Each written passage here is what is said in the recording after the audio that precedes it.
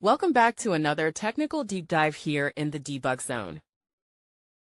Today, we're tackling a big question and breaking it down with insights from other users. Hopefully, this clears up some misconceptions and helps you get the answer you need.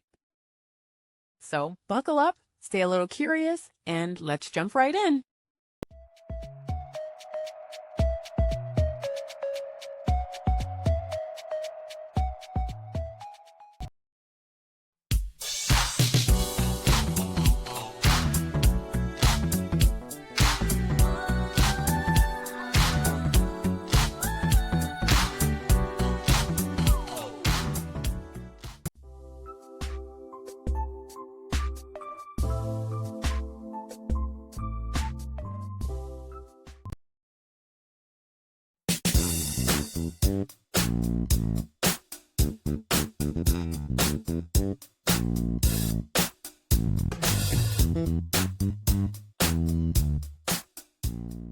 And that's a wrap.